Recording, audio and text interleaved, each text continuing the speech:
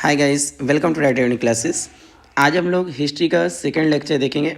Okay, जिसमें हम पढ़ेंगे प्राचीन भारत में प्राचीन भारतीय इतिहास के स्रोत। इसमें डिस्कस करेंगे धर्म ग्रंथ, ऐतिहासिक ग्रंथ, विदेशियों का विवरण और पुरातत्व संबंधी साक्ष्य। ओके, इसे देखिए हम लोगों ने सबसे पहले धर्म ग्रंथ जैसे ऋग्वेद आएगा तो बाई पिक्चरली इसे देखेंगे, पूरा डिस्कस करेंगे इसके रिलेटेड जो फैक्ट्स हैं। साथ ही यजुर्वेद से रिलेटेड जो भी फैक्ट्स होंगे उनको डिस्कस करने वाले हैं। फिर इसी तरह सामवेद, ओके, सामवेद से रिलेटेड जो होंगे और साथ ही अथर्ववेद से। तो इन चारों वेदों को इस लेक्चर में हम लोग कवर करने वाले हैं। ओके, इससे रिलेटेड बहुत ही क्वेश्चन एग्जाम में आते हैं। तो चलिए स्टार्ट करते हैं। प्राचीन भारतीय इतिहास के स्रोत। तो प्राचीन भारतीय इतिहास के विषय में जानकारी मुख्यतः 4 स्रोतों से प्राप्त होती है। ओके, सबसे पहले देखें तो कौन सा, धर्म ग्रंथ। दूसरा आपका है ऐतिहासिक ग्रंथ। तीसरा विदेशियों का विवरण। चौथा है पुरातत्व संबंधी साक्ष्य। धर्म ग्रंथ एवं ऐतिहासिक ग्रंथ से मिलने वाली महत्वपूर्ण जानकारियों में सबसे पहले यदि देखें तो भारत का सर्व प्राचीन धर्म ग्रंथ कौन सा है, वेद है, जिसके संकलनकर्ता महर्षि कृष्णद्वैपायन वेद व्यास को माना जाता है। ओके, कि जो वेदों के कह सकते हो संकलन करता है वो कौन है, कृष्णद्वैपायन वेद व्यास। वेद वसुधैव कुटुंबकम का उपदेश देते हैं। भारतीय परंपरा वेदों को नित्य तथा अपौरुषेय मानती है। वेद 4 हैं, एक कौन सा, पहला ऋग्वेद, यजुर्वेद, सामवेद एवं अथर्ववेद। इन चारों वेदों को संहिता कहा जाता है। क्या कहा जाता है, संहिता। सबसे पहले यदि देखें, डिस्कस करें तो आपका कौन सा आएगा, ऋग्वेद।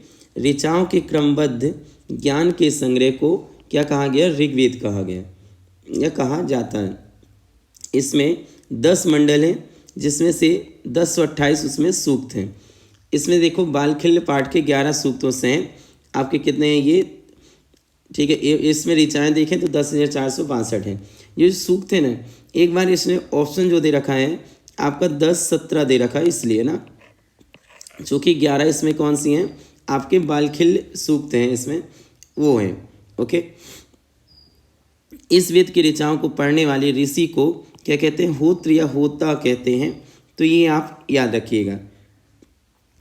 इस वेद से आर्य के राजनीतिक प्रणाली, इतिहास एवं ईश्वर की महिमा के बारे में जानकारी मिलती है। तो हमें इसके पॉलिटिकल स्ट्रक्चर कैसा रहा होगा और इतिहास एवं ईश्वर की महिमा के बारे में जानकारी हमें प्राप्त होती है।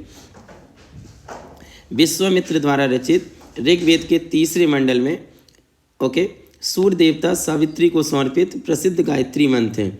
तो ये आपसे पूछता है कि गायत्री मंत्र किसे समर्पित हैं, तो सूर्य देवता सावित्री को, और साथ ही यह ऋग्वेद के किस मंडल में वर्णित है और इसकी रचना किसने की, विश्वामित्र ने।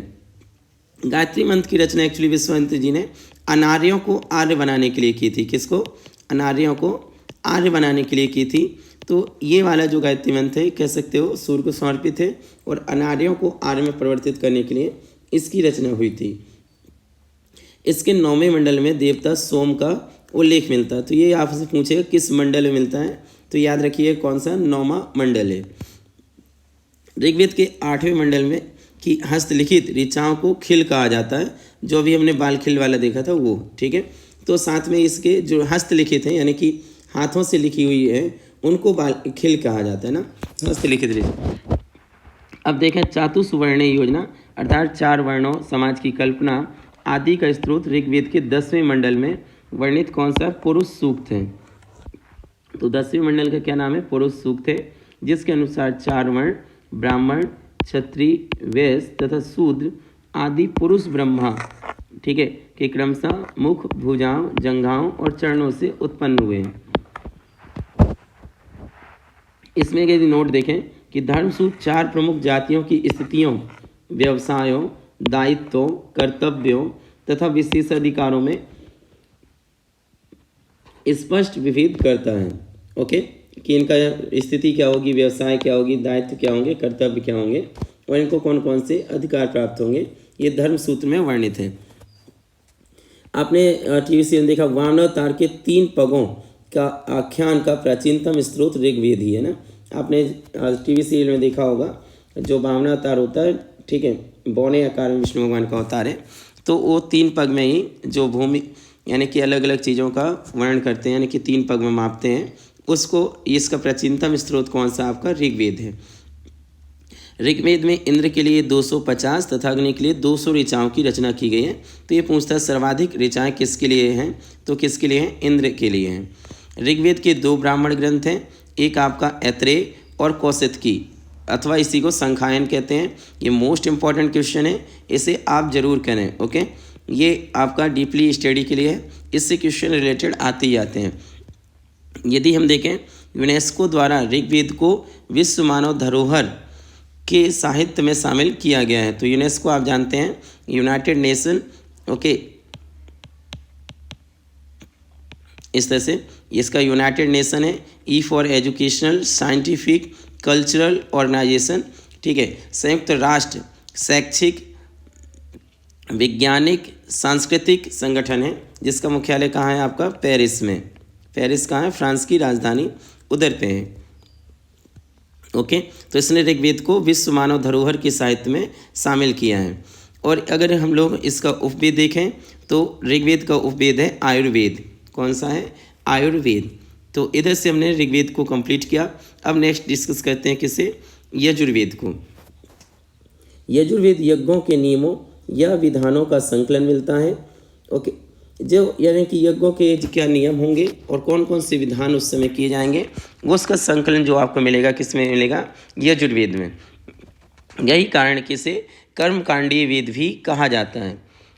देखिए, आप कर्मकांडीय वेद बिल्कुल भी अथर्ववेद को मत लगाइएगा।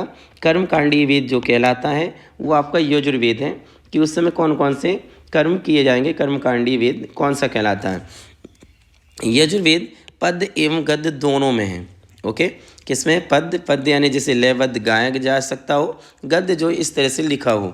ओके, इस तरह के काव्य को हालांकि चंपू काव्य भी कहते हैं। क्या कहते हैं, चंपू काव्य। चंपू काव्य का अर्थ है जो पद एवं गद्य दोनों में रचित हो। यजुर्वेद के आपको पता है कि 2 भाग हैं। पहला जो इसमें से है शुक्ल यजुर्वेद और दूसरा है कृष्ण यजुर्वेद। यदि आप हिंदी मासिक कैलेंडर में देखें तो यह एक माह के 2 भाग भी होते हैं, यानी कि 2 पक्ष भी होते हैं, या ठीक है, कौन सा, शुक्ल और कृष्ण पक्ष होता है। तो उसी से याद कर सकते हैं आप, शुक्ल यजुर्वेद और कृष्ण यजुर्वेद। जो शुक्ल यजुर्वेद है ये केवल पद्य में है। ओके, इसका अर्थ है इसे लयबद्ध रूप में गाया जा सकता है, जबकि कृष्ण यजुर्वेद गद्य एवं पद दोनों में है। तो इसका सेकेंड वाला भाग जो है कृष्ण यजुर्वेद वो गद्य एवं पद दोनों में है, और पहला जो है शुक्ल यजुर्वेद वो आप कह सकते हो कि केवल पद्य में है। यजुर्वेद के मंत्रों का उच्चारण करने वाला पुरोहित अधर्व्यु कहलाता है। क्या कहलाता है, अधर्व्यु। यजुर्वेद के प्रमुख उपनिषद हैं आपके कौन सा, कठोपनिषद, ईशोपनिषद, श्वेत स्वरोपनिषद तथा मैत्राणी इसके उपनिषद हैं। तो ये आप याद रखिएगा कि इसके उपनिषद कौन कौन से हैं। यजुर्वेद के 2 ब्राह्मण ग्रंथ भी हैं। पहला है सतपथ ब्राह्मण ग्रंथ एवं तैत्तिरीय ब्राह्मण ग्रंथ। सतपथ ब्राह्मण ग्रंथ एग्जाम में सर्वाधिक पूछा गया है, ये आप याद रखिएगा। यजुर्वेद का अंतिम अध्याय ईश्वरवस्य उपनिषद है, जिसका संबंध आध्यात्मिक चिंतन से है। तो इसका उपवेद देखें तो कौन सा है, धनुर्वेद। तो आपको सबसे इम्पोर्टेंट ये है सतपथ ब्राह्मण किससे रिलेटेड है, यजुर्वेद के ब्राह्मण ग्रंथ हैं। तो ये भी आप याद रखिएगा। अब हम लोग करते हैं किसको, सामवेद को देखते हैं। साम का अर्थ है गान होता है। इसमें मुख्यतः यज्ञों के अवसर पर गाए जाने वाले मंत्रों का संग्रह है। सामवेद को भारतीय संगीत का जनक कहा जाता है। जो आपका भारतीय संगीत है उसका जन्मदाता इसी ग्रंथ को माना जाता है, सामवेद को। 7 स्वरों सा रे गा मा प धी ध नी की उत्पत्ति इसी से हुई है। सामवेद में कुल कितनी है, 1875 ऋचाएँ हैं। सामवेद के मंत्रों को गाने वाला उद्गाता कहलाता है। इसमें मुख्यतः सूर्य स्तुति के मंत्र हैं। तो सामवेद में मुख्यतः जो हैं आपके सूर्य स्तुति के मंत्र हैं। सामवेद के प्रमुख उपनिषद देखें तो छांदोग्य तथा जैमिनी, ये 2 उपनिषद हैं। सामवेद के ब्राह्मण ग्रंथ में 5 षड्विश ब्राह्मण हैं। तो ये 2 इसके ब्राह्मण ग्रंथ भी हैं। इसका यदि उपवेद देखें तो उपवेद क्या है, गंधर्व वेद है इसका। लास्ट वेद देखते हैं हम लोग, कौन सा, अथर्ववेद। इसकी रचना सबसे बाद में हुई। अथर्ववेद की रचना अथर्व तथा अंगिरस ऋषि के द्वारा सभी ग्रंथों के बाद में की गई, इसलिए इसे अथर्वांगिरस वेद भी कहा जाता है। इसमें 731 सूक्त, 20 अध्याय तथा लगभग 6000 मंत्र हैं।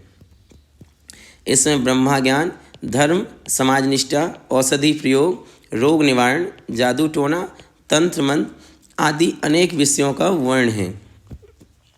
अथर्ववेद का एकमात्र ब्राह्मण ग्रंथ जो है वो गोपथ है।